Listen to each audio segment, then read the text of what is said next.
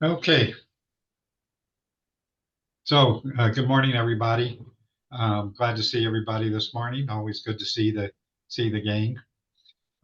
We have a really interesting program today, and really, as Ash kind of said, this is a good beginning for a discussion about AI, cybersecurity, and of course how it relates to digital inclusion. And so, with that, I'm going to just take a minute to share my screen, and then we're going to go ahead and get started.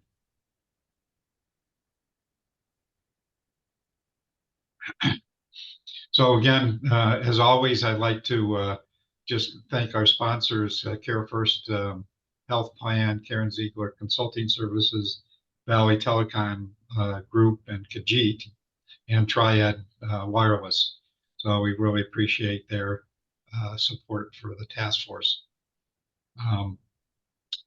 And let's see, what else do I need to do this morning? So I think that's going to be it for now. I want to, again, just jump into the agenda this morning and want to welcome several people. I don't know if Carla is on yet, but we'll go ahead and get started.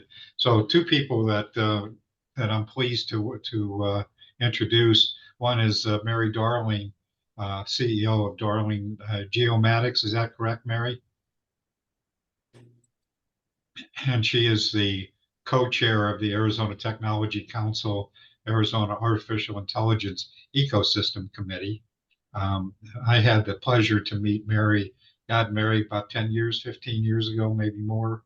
I was coordinating a STEM project at that time, and she has been a tireless advocate for STEM and education for young people and so forth, as well as doing some very innovative things with her company.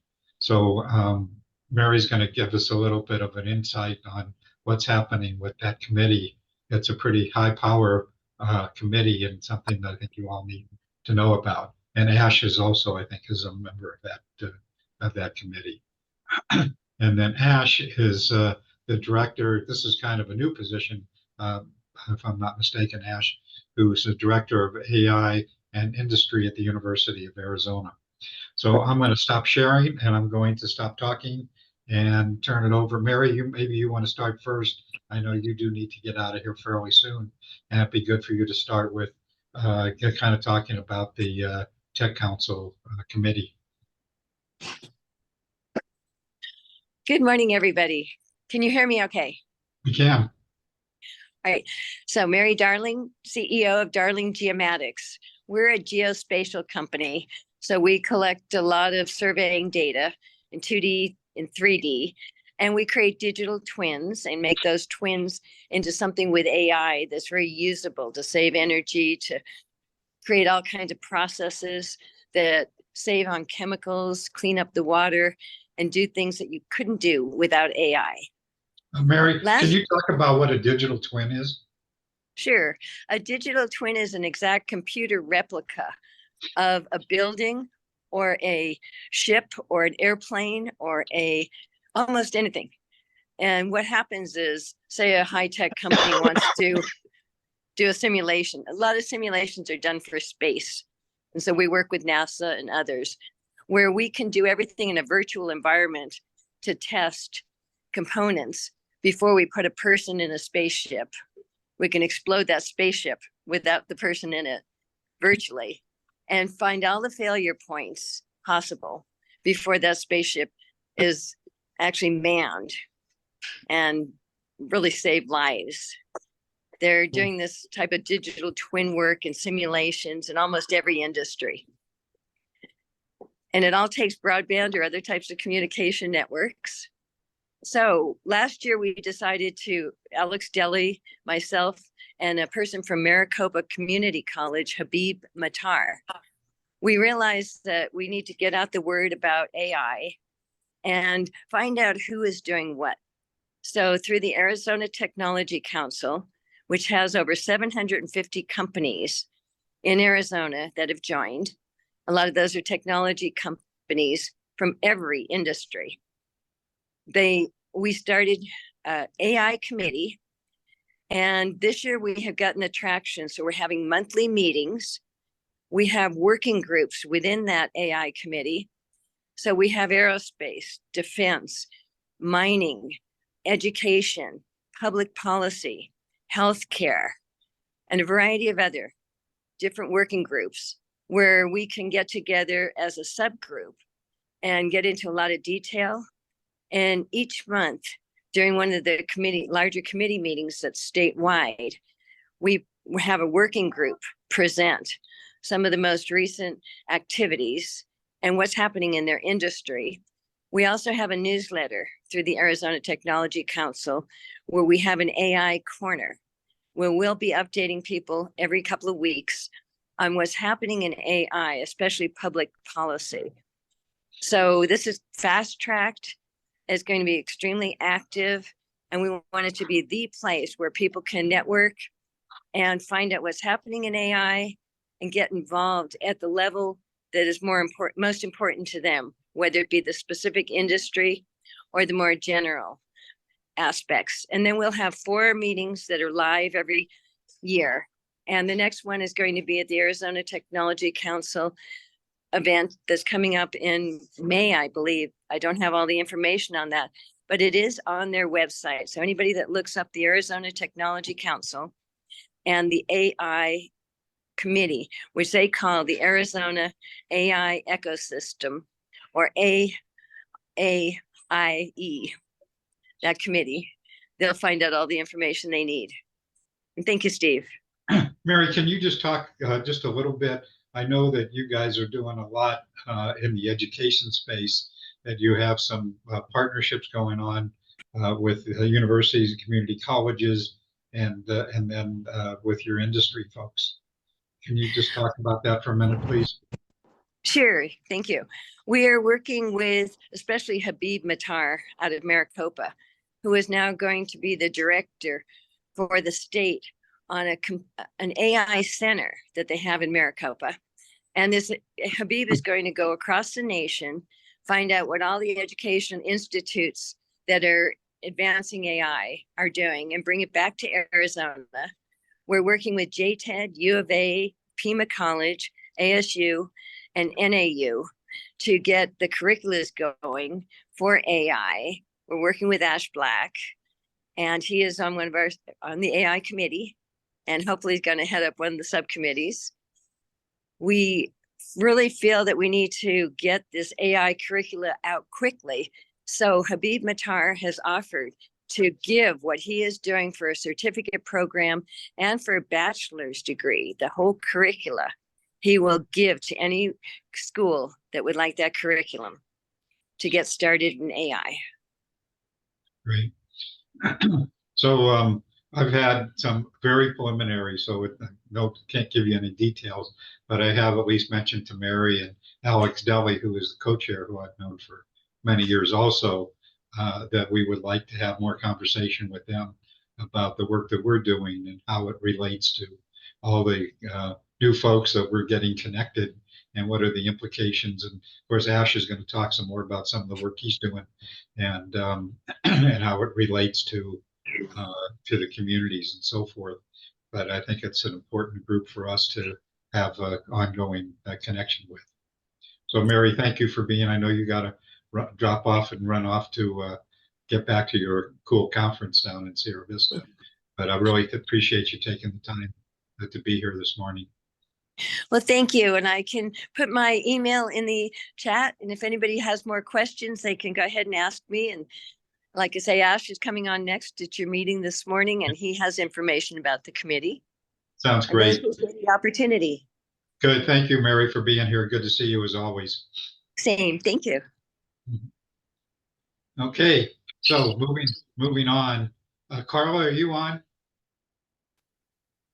Don't think so. Okay, well, let's move on, and want to introduce again, Ash has been participating with this group whenever he can be here, excuse me, and he is doing some very interesting kinds of things, particularly out in some communities. So with that, Ash, I'm going to turn it over to you and do you need to share anything? Excellent. Yeah. Thanks, Steve. Yeah, I'd like to do a screen share. Okay. I'm excited to share this morning. I wanted to Steve, we talked about bringing to light some of the conversations and threads that are coming together around cybersecurity as a broad topic that has been with the Arizona Broadband Council, I think, for a long time. And now building on what Mary just shared about how much interest and activity there is around AI, I have some stuff to share with you. So my name's Ash Black. I direct the AI and Industry program at the University of Arizona in the Institute for Computation and Data-Enabled Insight. And what we do is I get to galvanize resources across the university that are engaged in AI education, but I get to turn and pivot and talk to the public and private sectors in Arizona. So one of the favorite thing about my job is that there's so much student engagement, which I'll share in a minute. But something I really enjoy about it is that I get to work in AI on a daily basis, which I feel I feel really blessed to have that, because it allows me to not feel like I'm drowning in losing track of the information. Although, to be honest, there's so much out there, it's kind of crazy. But I get to share that with you today. So that's what I want to do, Steve, is kind of just present some ideas and things that we've seen in the last couple weeks and months. And the thread of this is that it seems like there's a kind of a crystallization happening across the region on the topic of cybersecurity, sort of driven by the interest in AI, but I think also very germane to the broader initiatives of the Arizona Broadband Council. So that's what I kind of want to illuminate a little bit. I'm going to share my screen. I did not prepare a PowerPoint, but I do have a series of bookmarks that I can show you some stuff. Go for it. Let's see. Okay, probably can see my Zoom screen now, and then I'll start off with this. So I had the idea this about 20 minutes ago to just ask for an image that I could use as a reference point of the thing that I see in my mind. So imagine this image in front of us as sort of like a metaphorical landscape of what the cybersecurity picture looks like in Arizona. Imagine that the road is the efforts of the Arizona Broadband Council. So the main driver of this, as I understand it, is that we have the funding and we have the desire to, we have the mandate to bring in lots of cyber infrastructure. And then the conversation comes up very often, well, what are they going to do with it once we have it, right? And there's also another conversation that comes up a lot, is concern about, hey, if we give the citizens of Arizona all of this broadband, what's going to happen to the cybersecurity posture? Because like that can be abused by bad actors. So imagine that the road in this picture is our efforts here to bring cyber infrastructure to Arizona. And then a broadening up in front of us is a landscape where right in front of us, what we see is cybersecurity, the word cybersecurity. I think it's fair to say that that has for a long time been kind of imagined as enterprise scale security. When people say cybersecurity, they often mean protecting your business's network. But I would submit that what's happening is that on one extreme, you have something that you might just call digital literacy, which is like how to protect one from, say, voice cloning scams, things like that. So that the people of the state of Arizona need some education about what's going on, driven by AI. Obviously, the enterprise security landscape is changing dramatically because of AI tools. And then I think something that's really interesting about our position in Arizona is that we also have this offensive capability in the cyber warfare aspect of this whole landscape. And so I think in Arizona, cybersecurity is starting to broaden into a more realistic landscape of it's broadband for all, it's literacy for all, it's security with the newest and best tools, which we have to keep our mind focused on. And it's also the development of offensive capability. And that kind of ties us into our defense sector and to other like sort of more national aims. I wanted to point out a few happenings lately that you may have seen, and some of you may not. So I'm just touching on it. It's kind of news.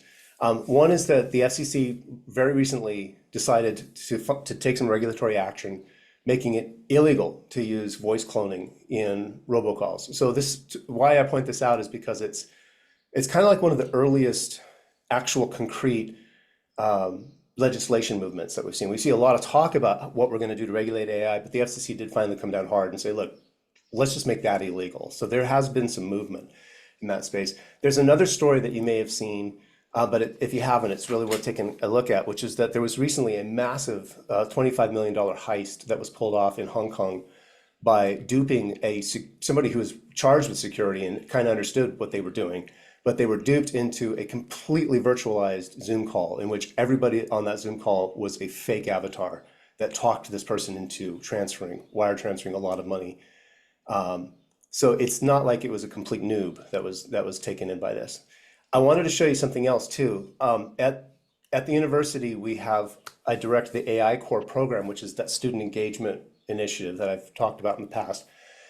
This month I've had our programmers working with avatars. I don't know if this is going to have audio for you or not, but I want to show you this real quick because this clip was produced yesterday. This is an avatar of Jackson. Can you hear the sound? Thank you for joining today's Yes. webinar. Yeah, so let's just take a quick second to look at this. Specifically focusing on ChatGPT and its profound implications for small businesses like yours. So you might not recognize Jackson because you probably haven't met him before, but I can tell you that By OpenAI, this is quite a likeness. It's what he looks like. This is all generated in HeyGen, a utility that's costing us less than $20 a month, and it took him about an hour to do it. ChatGPT is not just a tool. And he's created I'm going to stop it here so it's not talking over it. The point is that like his entire script was generated by an AI. The video was generated by an AI. All he did was talking to a camera for about 6 seconds so that it could capture his likeness. And then it was able very cheaply to produce a very compelling, realistic presentation of him. Now, if you study it closely, you can see things that you realize are AI. Like, for example, mostly the inflection is a little bit stilted still around the corners. But realistically, it's only a matter of months at the most, maybe the end of the year if you want to be conservative, before bad actors have these tools and they're absolutely capable of duping us. I mean, all one has to do is wire this up to a chat bot. Think about how ChatGPT can carry on a conversation with you. And if you get a real-time avatar talking like that, the possibility for deception is just extremely high. Again, the need for education, right? So there's going to have to be some kind of educational component out to the public of Arizona of like, this is what we need to do to protect. Moving along, and how are we doing on time, Steve? We're good. We're good. Okay. Much time. Okay. Another thing that I came across just recently is I want to show you this particular technology. This is a monitor manufacturer that has a built-in AI component. What's going on with this is that it's now possible with webcams or with built-in monitors in this case, or a language model to be able to just simply watch what you're doing and then make expert level super intelligent recommendations. So this is a game called League of Legends, and I don't play it. But as I understand it, it's about discovering where the enemy is. And it's like kind of like a puzzle fight situation. Some of you, I'm sure, are probably more familiar with it than I am. But what's going on in this is that the AI has been trained to study that little mini map. And it's capable of figuring out at a superhuman level how to win the game and tell the player how to do it. But here's the thing. There's no code injection. There's no hook. There's no API call. There's no software level. It's just literally a camera watching and saying, oh, you should go there, right? The implications for cybersecurity are really high for this because what it means is that attackers are going to be able to just simply point a webcam at what you're doing or a particular log file and have the AI read it without even having any access to the system. So that's a different video. I'm gonna stop that. And so the point of this is that the potential for deception is very, very high. However, the potential for protection is also astronomically increasing. And so this just happened February 16th. Google has, this is just an example of how the tech companies are getting involved, but they've launched their AI cyber defense initiative where they're unleashing their Gemini language model on cyber defense so that our tools that we implement to protect us probably at the operating system level, server, routers, enterprise level, are now going to have super intelligent AI that can help protect us. So this is all to point out that the AI space that Mary talked about is impacting the cybersecurity space in a way that I think is beginning to galvanize a conversation. And that's what when Steve reached out this week and said, would you like to speak about that? This is very serendipitous because it's exactly what I'm seeing, what we're seeing come together. And it's a good time to kick off a conversation about that. So let me continue to the other side of the road. I talked about the digital literacy enterprise and then to cyber offense. Well, what we're seeing happen, like in my role, is like a lot of conversations. a lot of conversations are, was there a question or was that just? Steve, Um, you stuck on mic. Thanks. What we're seeing is a lot of interest in it. So like, for example, there's a desire at the U of A to use cooperative extension, which has traditionally been for spreading agricultural know-how out to the state. It's been very effective. Why not piggyback on that and we can get more educational efforts out? So that's a conversation that's on the table. I noticed that what Mary was talking about with the Arizona Technology Council, we have a 2024 cybersecurity summit coming up. A lot of interest there. There's interest at the U of A. There's the Maricopa conversation that Mary alluded to with Habib.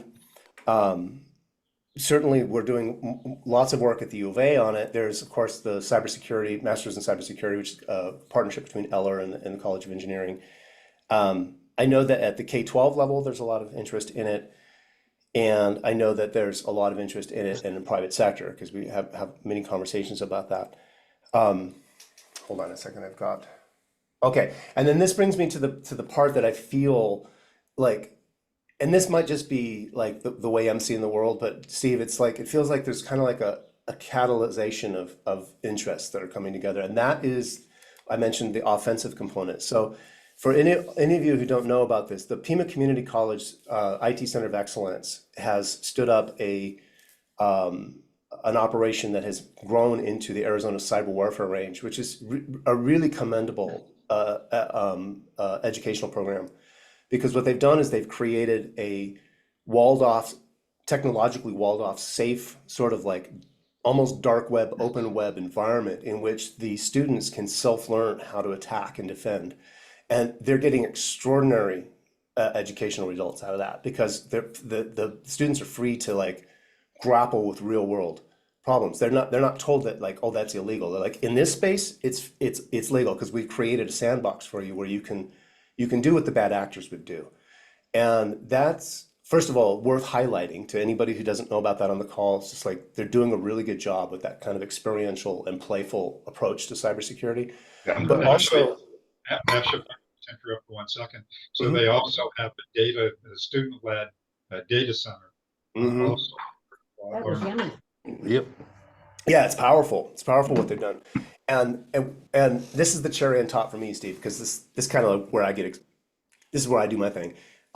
We have a collaboration with them coming up in the fall, where we're taking their space. We're working on this, I should say. It's in discussions, but the idea is to bring that infrastructure and that excellence that they've mapped out, those techniques that they've mapped out, and allow it to become something like a cyber sports league for Arizona, so that people are invited to compete, have fun, win prizes, and like kind of go for it and figure out the most aggressive, most ingenious attack and defense strategies. So there's the possibility of this becoming not only perhaps a popular. My vision for it is that it'll be people will tune in on Twitch and they'll find out like who's captured the flag this week, that kind of thing.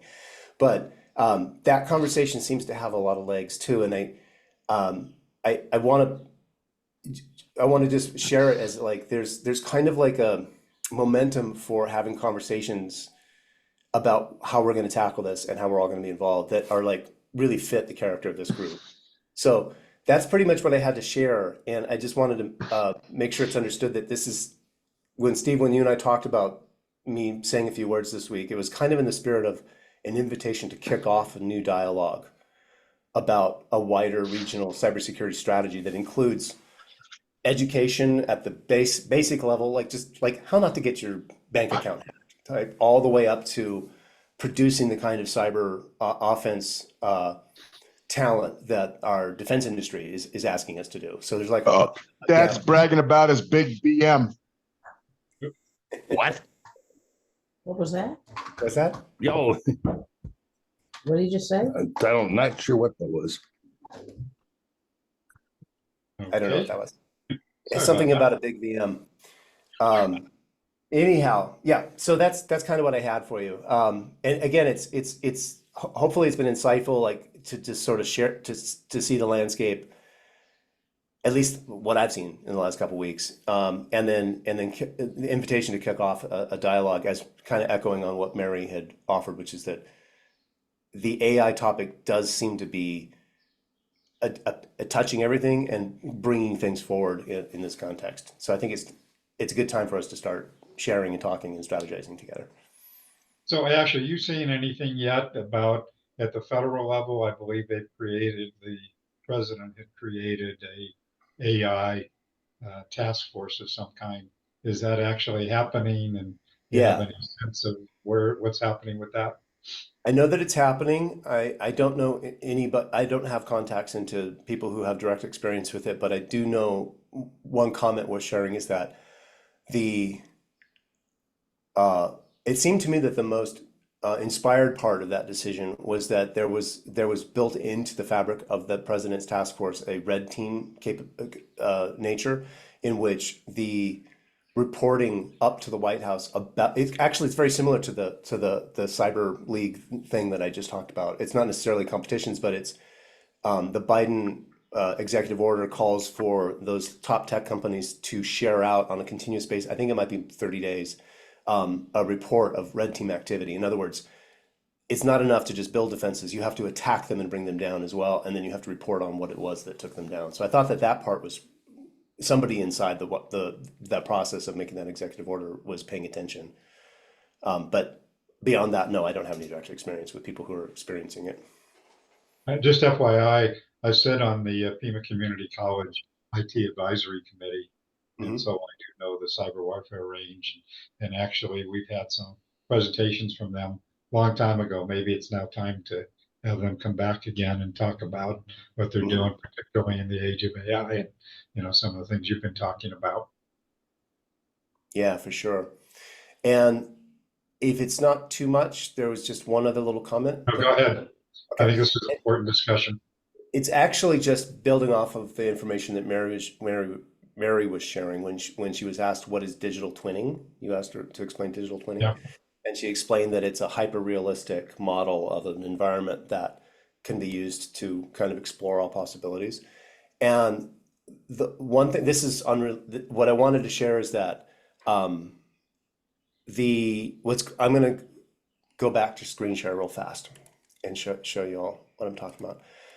Digital twinning is also what is driving the very rapid acceleration of the language model training. And specifically, this might kind of get the point across. What's going on?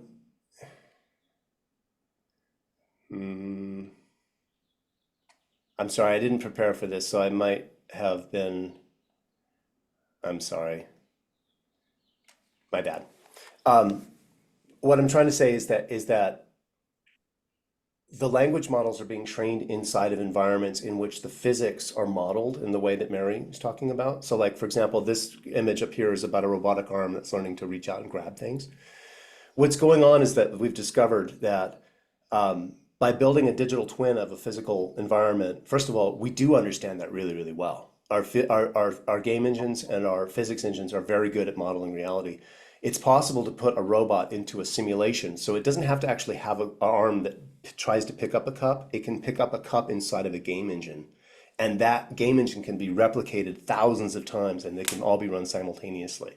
And so what's happening is that they're training robotics inside of 3D game engines or 3D environments, and they're accelerating the training by orders of magnitude. So we're talking about literally hundreds of thousands of years of human training happening in the space of weeks. Like what would take us 100,000 years to learn, they're learning it in a few weeks. And I just wanted to point that out because Mary's point about digital twinning is really important. And this is a very important innovation in the evolution of language models. And it explains why they're accelerating so quickly. I hope that makes sense. And if it doesn't, and somebody wants to ask, we can talk about it. But I just wanted to take a second to point it out because I think it's probably the most salient insight that I've seen in the last couple of weeks. Questions for Ash, comments? Elena, I know you've got some stuff going on that you wanted to share. You put it in the chat and maybe you want to just talk a little bit about that. Sure, Steve. Yeah, I just I put a couple of links in. Ash talking about education and kids need to learn pretty young. And since that's our wheelhouse, we just launched a series of AI lessons for educators as well as a rating and review of a number of AI tools. Again, we're very focused on kids and families, so ours is for, you know, grade school level, high school level. But I put the links there in case anybody wanted to see it, because it is very, well, first of all, the lessons are very much self-starting. Like you could just, if you're not sure what AI is, and a lot of people really don't understand the basics of AI, this is a great opportunity to just learn really quickly. So even though the lessons are, you know, for educators in classrooms, anybody who wants to look at them can. You just have to, I think you have to just sign in order to download them. But that's all I put in the chat. Okay. So thanks. Other questions or comments for Ash? So I have some questions. Let's see. First of all, is the university working on research on how to deal with AI problems like deep fakes, and what are the best solutions to deal with that, to identify it and deal with it? Is there progress going on in that area? It's a great question, Henry. The short answer is that we're working on the ethical stands of it, and we're working with the copyright issues. We're trying to get our hand around that, and I think that the deep fake issue is probably still at the exploratory level of like, what is its capabilities, what are its dangers, but not at the level of trying to figure out a posture on it that I've come across yet. I think it's still too emergent at the moment. I mean, having deep fakes have been possible for a long time. It's just now that the general public has access to these tools to create these things, right? Mm-hmm. Yeah, I'm sure that that's really true. It's the fact that it's like $20 a month or free or something like that. That's the Yeah. change. But yeah, so I don't mean that the university, that there aren't researchers who are active in that space. Of course there are, but I think your question was, are we as a university getting to the Right. level of coming a systemic response? And I would say, in all honesty, we'd love to, but I think we're still at the point of like, let's just get our arms, like, let's just figure out what it is that it's technologically that it's happening. Yeah. As a community, not individual researchers are well schooled in that, but as a group, we're just still getting our arms around it. Right. There are a lot of, basically ethical issues associated with AI along with the benefits, right? And Mhm. so it seems to me that the universities have a really critical role to identify, the ethical issues. And there are other issues beyond cybersecurity, like um, the the jobs issues. It seems to me there's a real need for organizations like the universities and the government to start addressing what are the jobs issues related to AI. It will replace jobs and will require retraining of people, and that needs to be tracked in the economy as to how that is going and how it's affecting people. The other issue, a big issue, is energy consumption. If everybody's using Yes. these generative AI tools, it consumes a huge amount of energy. And, you know, uh, that's a big problem for society too, in terms of Yeah. trying to handle the climate crisis. So it seems to me the universities have a big role to play in identifying all these, ramifications of AI and how to best address them, and what So Henry, we're going to go back to Ash because he can maybe talk some more about the Tech Council efforts, because as he mentioned that there is, or as Mary mentioned, that there is a collaboration with many of the universities and community colleges in looking at this and being a part of that council. But one of the issues that Ash and I and Mary and others have had some conversation about, of course, is our population. A lot of the Tech Council focus, if I'm not mistaken, Ash, is really focused on the enterprise side, and not so much the kind of population, although you're starting to do some more broader kinds of focus in line with our interests.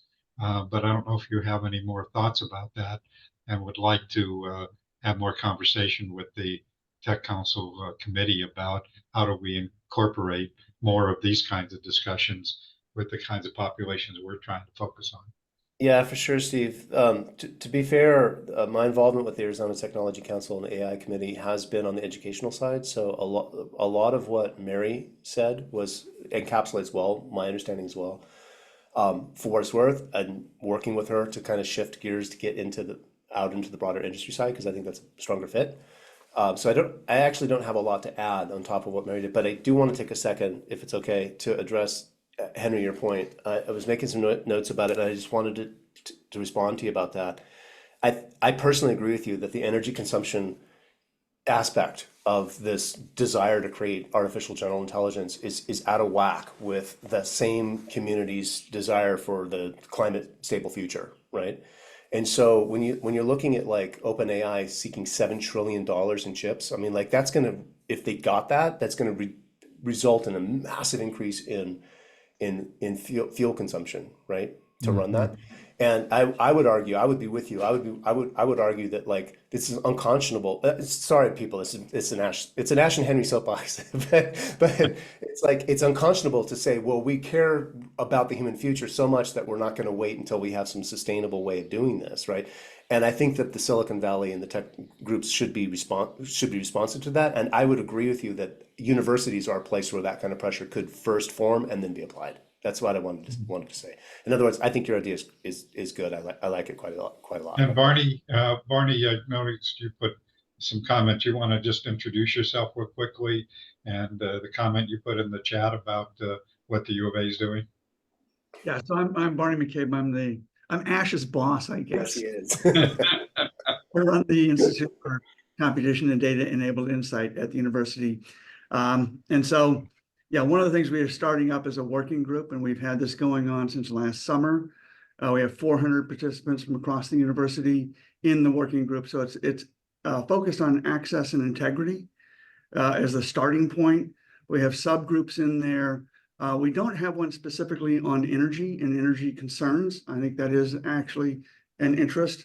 I think there's one of those points of we're kind of in a arms race with other nations, right? In terms of where we are with this technology and how we're developing it. I come out of the national labs most recently, where we were standing up the most powerful computing systems in the world for a very good reason, right? And so I think, but it's the Department of Energy, so they also care about energy and how it gets applied to that. Anyhow, I just want to point out that we have the artificialintelligence.arizona.edu is the page for how we're trying to bring the university community together to address some of these issues, because I think Henry's point is we can't do this without everybody involved, right? This involves everybody at the university in terms of all the disciplines. It's not just the computer scientists, computer engineers building the technology. It is understanding what the societal impacts are in that and understanding how we roll this technology out. Right. Well, I'm glad you're going to be considering that because it's very critical that the universities do a strong job in understanding how to best roll out AI and the implications of it all. So Barney, maybe again, I know Ash and I have had a number of conversations, but maybe we should also have a conversation with you and Ash and some others again to look at the kind of populations that we're interested in and what are the implications. I don't know if there's anybody who has started to look at Ash. I know that the Technology Council Committee has been focusing again on the industry side, but I don't know if anybody's ever talked about the telecom industry, for example, and what are the implications for the broadband companies and how they're serving their clients on into the future, their customers on into the future, and being able to protect those customers. They certainly have a role in making sure the people are protected. Yeah, for sure. The the thing to point out is that this broadband rollout isn't just an infrastructure upgrade. It's like it's the infrastructure upgrade. Right? So like it's not hyperbolic to say that an entire new social order will evolve on top of it. Right. So Yeah. now is the time. Now's the time to act because we're building something that may last for a very long time. Okay. Thanks. Any other questions or comments for Ash or Barney? Well, Barney's. Hi. Yeah, this is Michael Holcomb. Yeah, Mike. Sorry I joined late, and if just wanted to quickly on the AI topic, on our website, if you go to our homepage, telemedicine.arizona.edu, there's a featured video there that was recently presented by Dr. Elizabeth Krupinski, who's our evaluation and director of our Southwest Telehealth Resource Center, and it's on AI and telehealth. Oh, I apologize. Let me come back to me in 1 minute, and Okay. I'll be at a place where I can not be breaking up. Okay. Any other questions or comments for Ash or Barney? Any thoughts about some of the challenges that we're going to be facing with AI and the populations that we're particularly interested in? Hey, Steve, I got kind of a novice question, very, very short and simple. Sure. We're seeing examples from across, broad spectrum of, I know you covered that some of the security earlier, but the hacking and going into using AI and having false images and false postings being presented. I'm just of the natural assumption that you've got a whale of good protection to keep the outsiders from getting inside the system. Well, if I understand your question, Vaughn, that you're asking about, are there new tools?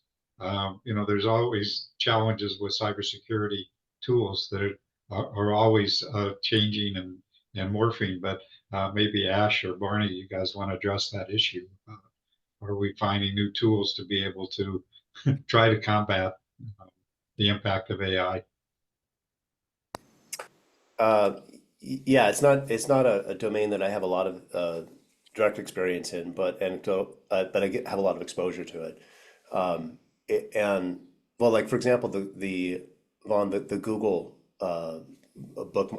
browser that I showed, the Google program that launched this February, AI Cyber Defense Initiative. That is literally an advanced language model that's being trained on gazillions of attack vectors and trying to understand the landscape. And I think the goal there is to be able to deploy it at an enterprise level so that it completely ups the game of keeping people out of your network. But a lot of what I was sharing about earlier is about the social engineering threat. So because no system exists without humans using it, so like we're the operators, it's built for us, by us, for us. And we're the weak link. So that's what we're seeing is a proliferation of possible attack strategies. Impersonating people, overwhelming a system with automation of bots, intelligent bots. It's very complex. But I think that the answer to your question is, yeah, there's an equal defense growth as well. So like the attack threat is growing, but the defense capabilities are growing too. So it's kind of like an arms race that's taken off. And sorry, I don't have more concrete examples of that, but all is not lost. Like the AI works both ways. So Mark Goldstein put it in the links earlier in the comments, links to NIST and what NIST is doing. And they're more specific to cybersecurity, but within the president's executive director on AI, they also have a role. And one of the roles is in establishing provenance for images or graphics or things that you see. So essentially checking to see about deepfakes, right? And give you the provenance to know how that image was generated. Yeah, but that's right, Barney. And then you just reminded me that Meta, which has one of the open source language models that's popular for commercialization, they've announced also in February that they're building in that watermarking technology that Barney just referenced so that other AI will be able to recognize it easily, right? So that helps Now that could be circumvented too, in theory, because that's just the nature of information warfare, but that sure helps a lot. But the models themselves are saying, hey, we're gonna put little tiny signs that other AI can recognize that this is AI generated. And so that's happening. Okay. And Michael, excuse me, Michael Mahokam, I have a little allergy thing here. Mike, you just made a comment that you were talking earlier, had some audio issues. You want to kind of bring us up to date on what you were commenting on? Yeah, I actually just put in the chat. I was just trying to relate that Dr. Elizabeth Krupinski, with our group, who's been with our program since really its inception. She does a lot of work with AI and image analysis and these kind of things. And there's a presentation that she gave recently that's just, you can't miss it if you go to our homepage, telemedicine.arizona.edu. It's about 35 minutes. And one of the interesting things that she talks about kind of towards the end is, and if someone's mentioned this, apologize for repeating, but is the impact that AI may potentially have where it is essentially becoming relied upon by professionals to make the interpretation of, where the problematic mass is in the image, or various kinds of similar things, to where the professionals become de-skilled and are not necessarily able to do it without the assistance of the AI. So that could certainly lead to problems. And then just one quick comment, and then that'll be it for me.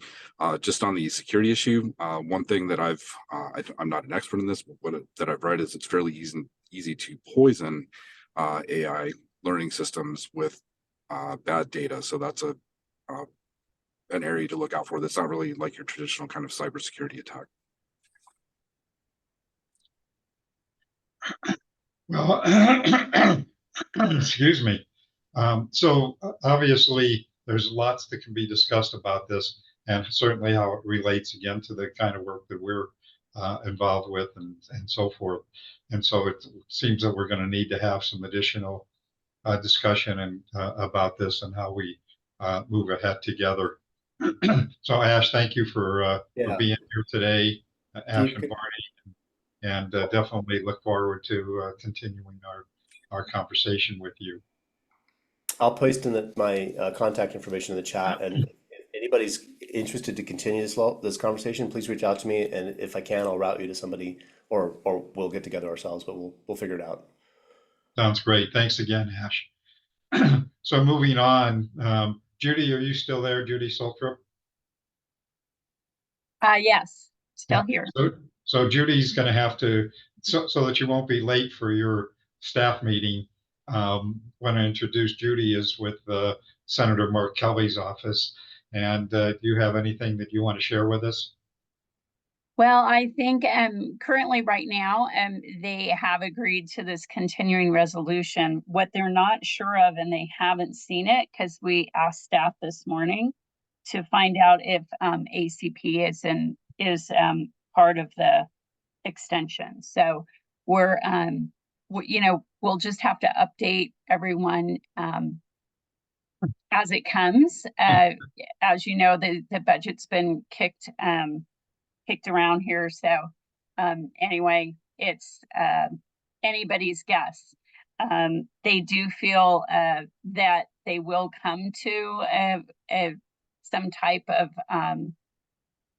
agreement, but right now it's now pushed off to the 8th and then the 28th of March.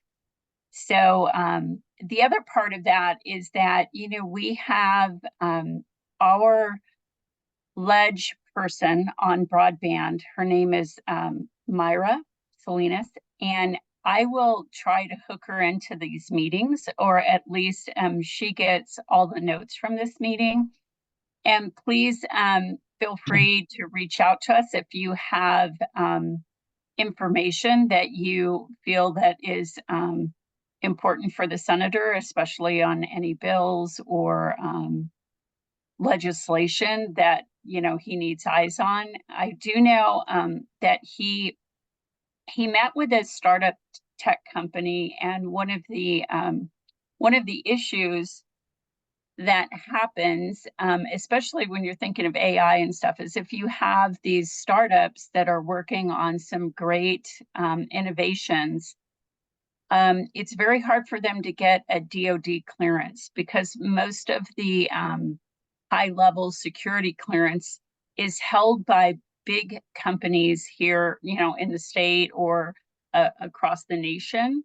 And so it makes it particularly hard if there's a startup and, you know, just say they are trying to work in the aerospace industry or something like that. A lot of times they have to be connected with these larger corporations. So he is having staff look into. I think there is a go round where you would then apply to the CIA, but it's not really clear. So I know that's something that we've been tracking, because realized that this company had some great innovative information.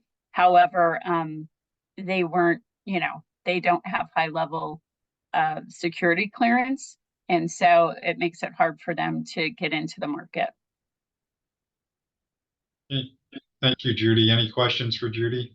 If I can jump in real quick, Judy, I don't know if you're aware of the Applied Research Corporation from University of Arizona, the UA-ARC. That may be of assistance. It is intended for supporting classified research, predominantly from the university, but could potentially be an avenue for supporting small startups and getting clearances. They're capable of holding clearances, DoD clearances, and they have a SCIF, or nearly operational SCIF, I think is what it is. Oh, great. Thank you. I'll let the senator know. Yeah, I'll drop the link in the chat. Thank you. So a question I have, Judy, is we've had this discussion about AI today at this meeting. Does the senator have any initiatives going in Congress about broad directions on how the US government should be approaching all the issues associated with AI? Well, I know that the senator sat on a cybersecurity Senate subcommittee, and where it is, I did try to get an update from our ledge staff. You know, we're not, because I'm based in the state, some of those issues we don't always, you know, it's just hard with the level of information coming down to the state and everything that's happening in the state, you know, regarding different issues. So I'll try to get a report for next week to let you know where he stands on that, or if he has been you know, doing any bills or signing on to any legislation. You know, yeah, I'm sure everybody here is very aware of how it goes. You can do legislation, then it's submitted to a committee, and then it has to pass through committee. So it takes a long time to get some of these bills passed. But yeah, at this point, I don't have anything. And you know, I apologize. I didn't read the agenda before I got on because it's been a busy week. So next time I'll make sure that if we have anything, we'll make sure to be able to report on the issue. Great. Thank you, Judy, for being here. Appreciate you joining us whenever you can. So it's good to see you. Okay. So let's move on. And Aaron, I think I just saw that you're still there. So you want to give us an update on what's happening with the broadband office?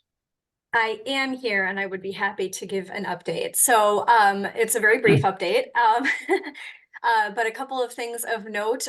We have started working with our marketing team to make updates to the website. So if you haven't been to the Arizona Commerce website in a while, I invite you to go there and notice the brand new banner across the top of the page that highlights all of the broadband and digital equity resources. It's a little bit easier to find now than it used to be. So I'd like to highlight that, and keep that bookmark open, because tomorrow tomorrow, we anticipate all of the challenge process materials to be added and be live on our website per the timeline that Sandeep has set out for this group and maybe some of the working groups that you've all been a part of this week. In digital equity news, we have received some of our feedback from NTIA during the curing period. So we are working on making the changes that they're recommending and looking at how we can make that plan better. And we're still on track, of course, to have the digital equity plan back to them on, well, the new timeline is a little bit different, but ultimately it's due in March, and then we'll be finding out shortly thereafter about the next stages of the process, which include the capacity grant, NOFO, and hopefully information about our subgrant process within the state. So that's all still coming. But those are my brief updates. And before you ask, there's been no change to report yet on any of our open positions, but we are anticipating that that process will be moving along shortly. So we'll have updates for you in the future on that. But that's where we are right now, unless there are any questions. Any questions for Aaron? So on the capacity grants, once you get the digital equity plan approved, Aaron, you will be issuing another document about how people apply for capacity grants. Is that the process?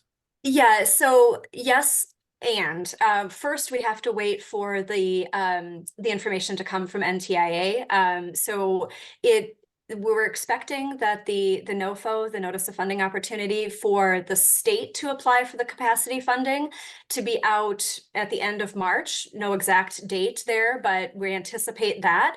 That will allow the state to apply for the capacity grant fund that will come to the state. Then that money is part of what will get subgranted out as far as the state is concerned. So it's kind of a multi-step process. The state applies for it first, we get that money, and then there's a subgrant process. So we'll be working on. Okay. Sorry, one thing, we'll be working on our application process once we see the NOFO, which will help dictate some of those rules and regulations that we'll have to follow. Right. But when the state applies for the capacity grants, what additional information do you have to put in that application that goes beyond the digital equity plan? Right, and we're not sure yet because that application isn't open yet. We don't have the NOFO for it. We've started to see some of the documents that will be required to provide, but they're very basic. You know, it's the stuff that goes along with every grant that one would expect.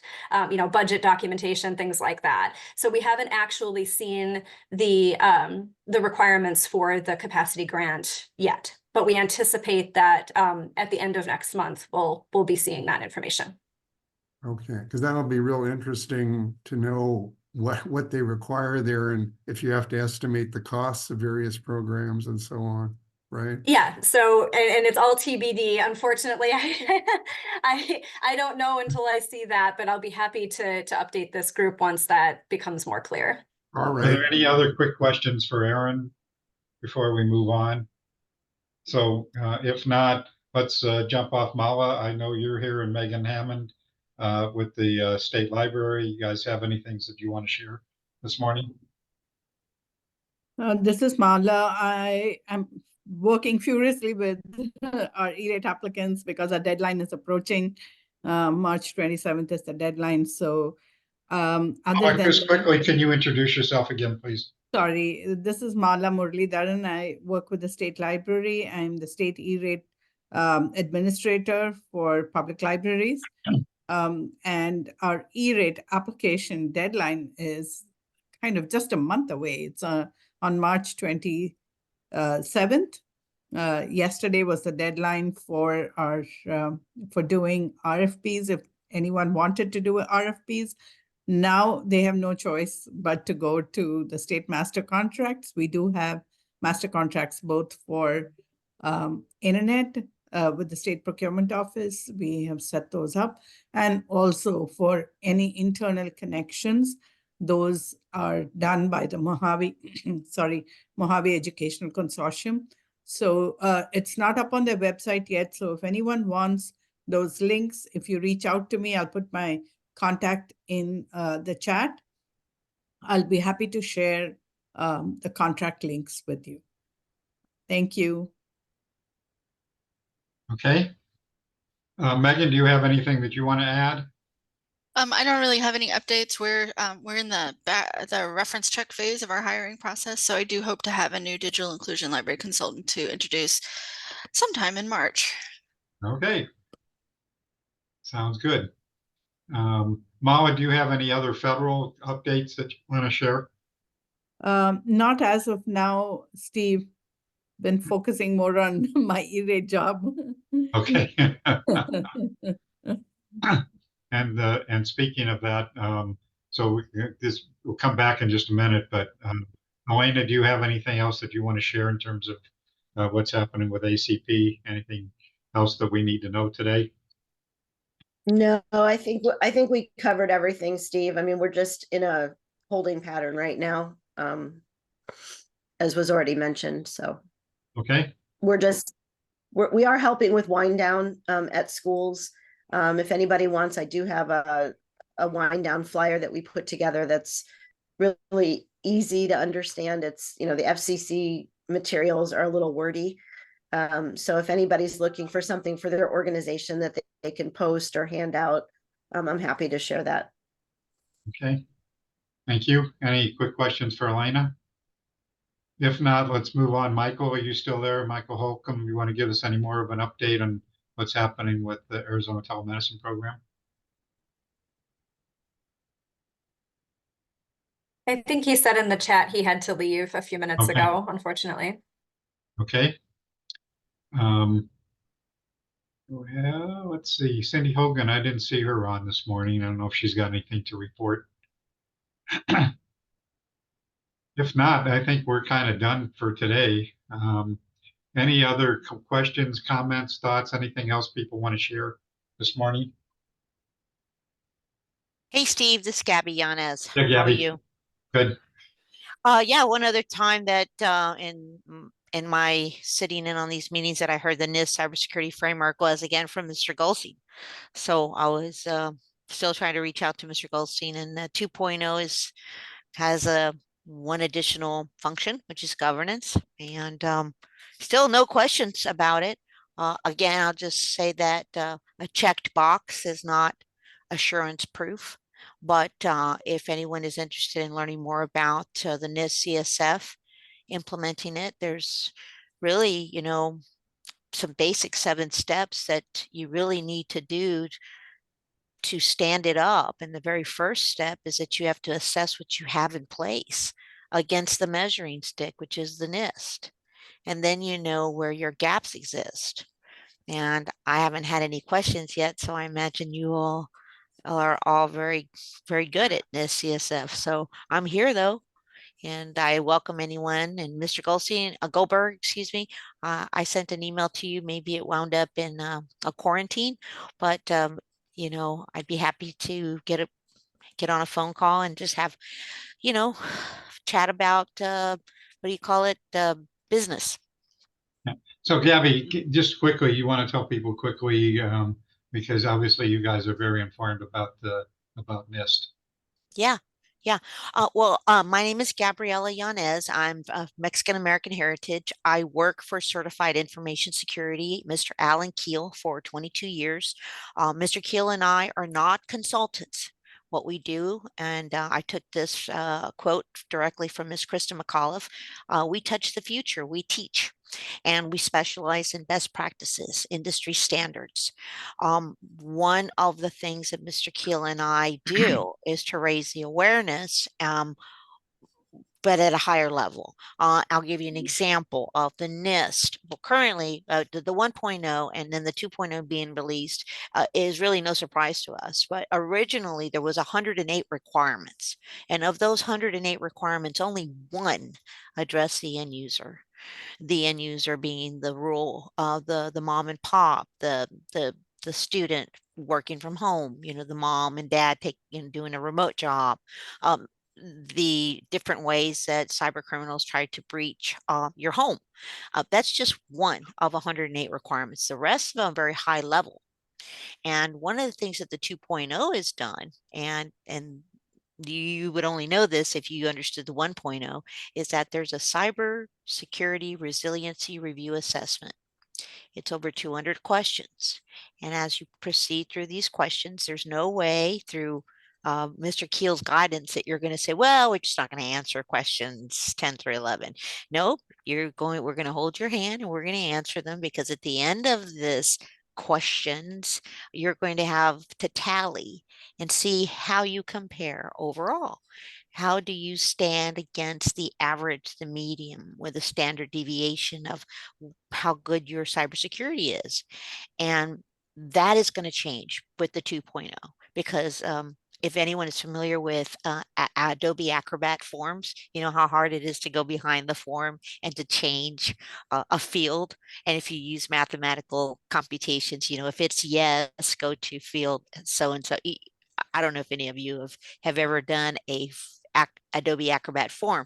Well, that's basically what they used for the cybersecurity resiliency review, which is the CRR. So since the 2.0 has changed and the function now includes governance and the context of the organization, which is very powerful. If you're the leader of the company and you're not involved in the assessment, you've already flunked NIST 2.0. So that CRR is now linked to the NIST 1.0. Well, they haven't linked it to 2.0. That's going to be a huge job. And I don't want to be the one to do it. I don't want to be the one to do that. So, but that said, we still haven't had a whole lot of questions from Arizona about learning more about the NIST 1.0. Now the 2.0 is now there is out, which is, you know, again, governance. And instead of 23 categories, there's now 29. And instead of, you know, 20, well, let's say 23 subcategories, there's now 31. There's a lot of informative references, but I believe that one of the things that they've done, and one of our clients, which sits on the board, it is the UFC, the Unified Compliance, or one of our clients. He sat on the board of NIST. As they express it to us, they're trying to tie in the ISO standards, the industry standardized organization has standards like for quality management, which is the ISO 9001. They have one for information security, which is ISO 27001. And they have one for enterprise risk management, which is 31,000. Why is that relevant? Well, it's relevant in the supply chain risk management, which, as you know, through Executive Order 14028, the cybersecurity of supply chain risk management is very important. Who we do business with, contractors that do business with the US. It's the weakest link. We're trying to make sure we strengthen those weakest links. Well, that cybersecurity supply chain risk management points to the ISO 31000. So that's one mapping. The second one is to the ISO 27001, which is information security management. That's the second mapping. Why? Because ISO and NIST created a bridge standard, the ISO 27110. And I believe that they've done this because a lot of money has been spent. Organizations have invested time and resources in following the ISO standard 27001 and getting certified as an organization, which that is the only thing they do, is certify organizations, not people. So all these organizations worldwide that have certified to the ISO 27001 information security management are now looking at the NIST 1.0 and of course now 2.0 since it's released February 26th. But they're still back to the, what do we do now? We're certified in 27001. Well, NIST said, well, don't worry, we built the bridge standard 110. Well, that's good. Now you can go to NIST and ISO and say, could we have an auditor come and do an audit of our system and certify us? Because we're already 27001 certified. We don't want to throw that away. And so I Debbie, we're going to believe, need to wrap this up pretty quick here. Well, that's why I believe they did the 2.0 for governance. So that's all I wanted to say. Thank you for inviting me and thank you for engaging me. Thank you. Always welcome, Gabby. Anything else anybody wants to share today? Going once, going twice? Okay. I guess I had a question, Steve. You talked earlier about putting together a discussion. Is that coming up on the, how the E-rate Sun Corridor Network Final Mile project could impact broadband infrastructure? Don't know that yet, Henry. Don't know. Nothing Can't is, answer that. nothing is coming up yet. Okay. All right. Okay, so I think we're pretty much done today, although Rory, you had a quick question, although Aaron has departed. but Yeah, you I had- missed her, unfortunately. But So- Elena, I think Elena's still here. And so she can probably answer your question. I'm here. So go ahead, So, Rory. so my question is, we're gonna have a lot of people dropping off of ACP. Do we know what the copay was? If somebody had ACP, what were the vendors charging the customers on that? Were they charging $30 plus they got the $30 ACP if you were the vendor? Is there any data on that? Well, I'd have to, I don't think there's data because it's all over the place because it depended on what plan you chose. The $30 was a credit to your bill. It wasn't necessarily paying for your internet. I mean, it was, but it was taken off of your bill. So if you had a $59.95 plan with certain understand. speeds, yeah, so the data would be all over the place. We don't certainly have it. I can ask around and see if anybody, happens to know, but I So think the maybe bottom line is, That's a very important question that he's asking, Elena, is, how much are I people understand. paying somebody? Yeah, no, I understand that. Henry, let Elena finish, please. Okay. Yeah, I understand that, Henry. It would be great to get that data, but we would have to get it from the ISPs. And so I don't know that anybody's collected that data, I guess is what I'm trying to say. Isn't that up to the FCC though, to do that, to collect that data? no. No. That's we're trying to figure out if there's a need for the people, if the $30 pushes them over the edge from either having or not having internet because of the Sun Corridor grant. So, right. Is that Yeah, something we can fill in temporarily, until something else happens? Rory, we might be able to find out how many of those ACP recipients were new to the internet, which might get you a little closer to where you're. Yeah, well, I heard the FCC comment that their best estimate, I think, was 20% didn't have internet. Yeah, it was like 21% or something like that. Mhm. Okay. All right, wonderful. Thank you.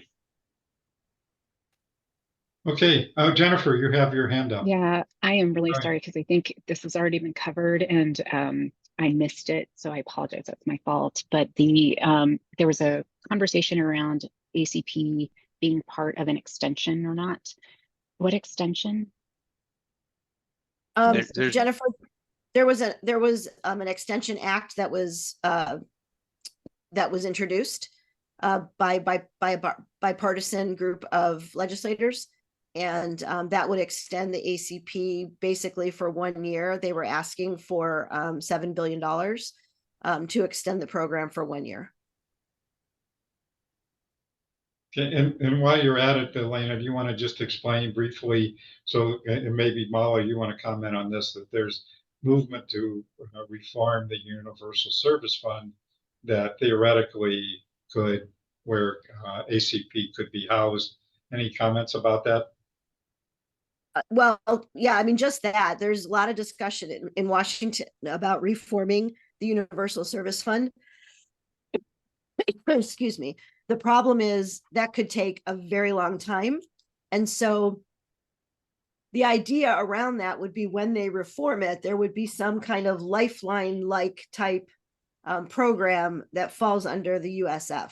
And there's two problems with that. One is that it would take a very long time because we know that government moves at a snail's pace.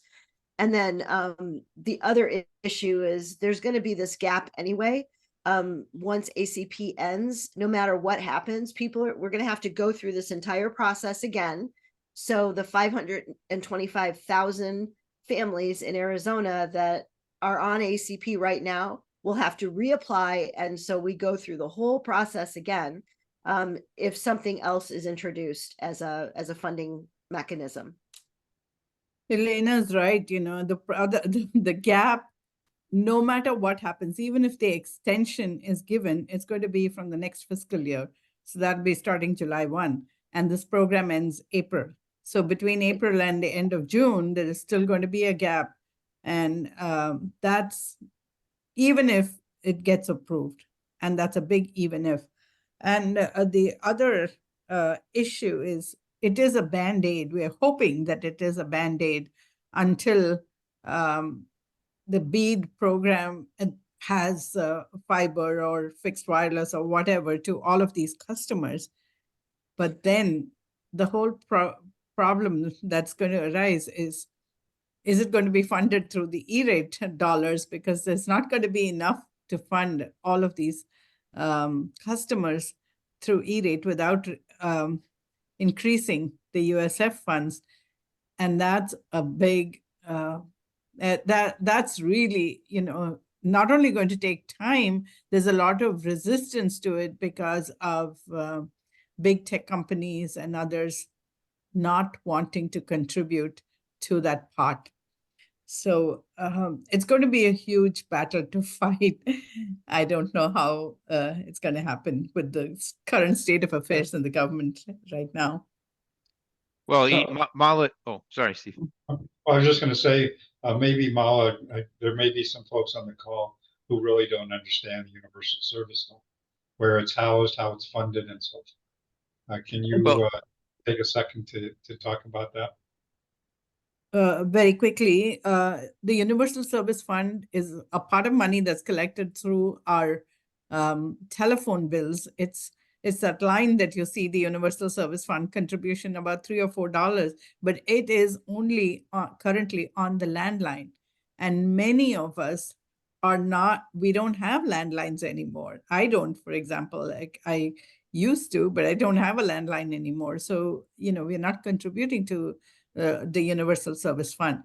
And the Universal Service Fund gets redistributed through programs like Lifeline, like E-rate for schools and libraries, and for the rural health, high cost, all those areas. And it's managed by USAC, the Universal Service Administrative Company. What we're trying to do with the Universal Service Fund, the discussion is on broadening the base, because currently the contributions from the landline are about 33% for every quarter, and that is unsustainable. 33% of the income goes into the Universal Service Fund. That is unsustainable. So if we broaden the base, then the number of companies contributing to this pot will increase, and therefore the cost per company will come down. So that's, in a nutshell, what we're talking about. Rory, you had a question. So Mala, and then we'll get to Jennifer in 1 second. So Mala, the reform of the Universal Service Fund would be done by the FCC, not by Congress. Is that correct or not? Well, it depends, because the reform can be done through FCC, but Universal Service Fund is being administered by USAC, and there is a huge court case going on about whether USAC is authorized to do this, as it kind of seems like a tax rather than a contribution. So no one has the authority but Congress to tax for taxation. And so that is in court right now. under litigation. Thank you. Jennifer, you have a question?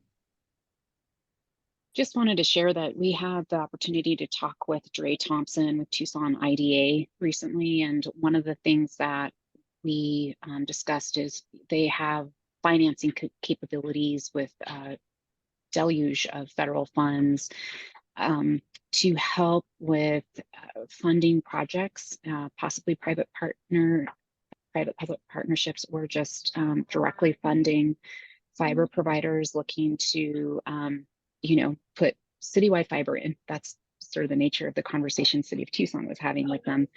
And something that came out of that, and that Dre is looking to talk about with the state IDAs, is that the IDAs receive a slight percentage when bonding or transactions happen through their group. I apologize for the background noise.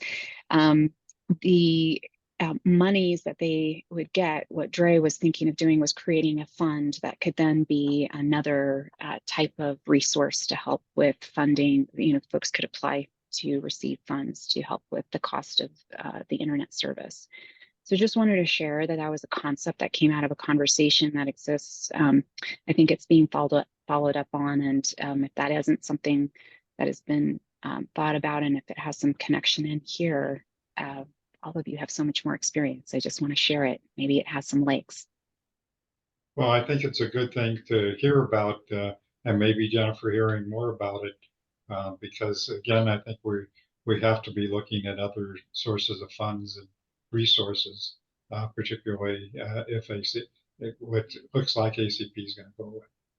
Right. Maybe what we could do is I could get Dre's contact information and help bring her to this group. And again, I think there's so many more minds here that can ask really incredible questions that I just can't even formulate. So that'd be great. Okay. Jennifer, let you and I talk offline and contact her and see about having her participate with us.